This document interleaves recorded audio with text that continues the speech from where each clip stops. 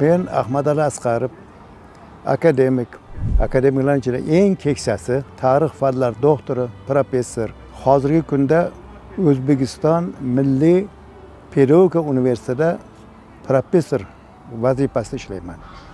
Men tarixchi olim sifatida, arxeolog sifatida xalqimizning tarixini juda chuqur o'rgandim.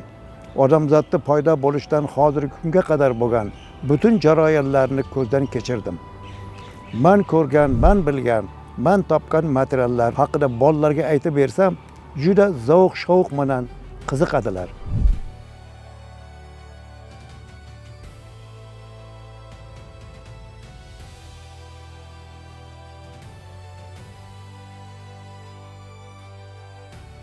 Men hayotimda 100 dan ortiq obyektlarda ishladim.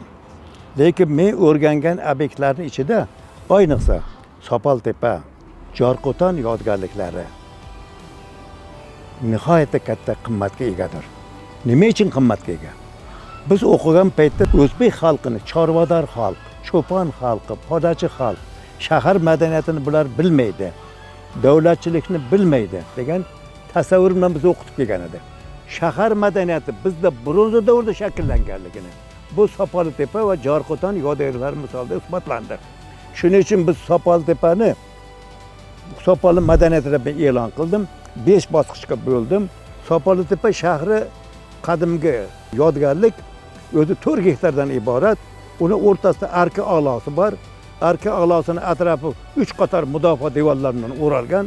Devorlarning qalinligi 2 metrdan, orasidagi koridori 4 metrga qadar 4 tomondan go'yo eshik bordek qarmoq tarzda bu usulda reja tuzilgan ekan. Yashagan aholini shu shaharning ichiga yashab turgan uylarni tagiga ko'mishgan ekan.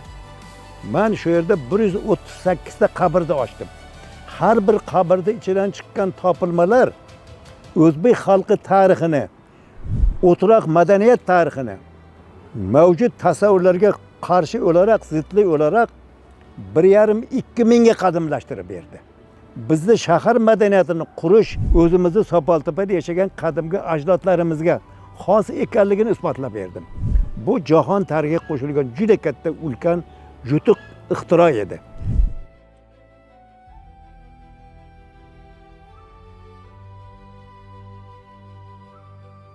Agar Sopoltepani proto shahar deb atasak, qadimgi ilk shahar Jorqo'ton ekan. Jorqo'tonda maydoni 100 gektar. 100 gektar maydon territoriyasida 11 asrga oid bo'lgan madaniy qatlam qalashi yotibdi. Ularni o'rganib, biz Zardushtlik dinining paydo bo'lishini, bizning territoriyamizda bo'lganini, ibodatxonalarning paydo bo'lishini, monumental qurilmalar bo'lganini, shahar hukmdorini yoki viloyat hukmdorini qal'asi, shohona saroyi bo'lganligini, juda ko'p sohalar keng ko'lamda rivojlanganligini isbotini topdi. Jorqo'ton O'rta Osiyodagi eng yirik, mukammal, to'liq o'rgangan qadimgi shahardir. Bu jahon olimlari tomonidan shu kunda tan olingan.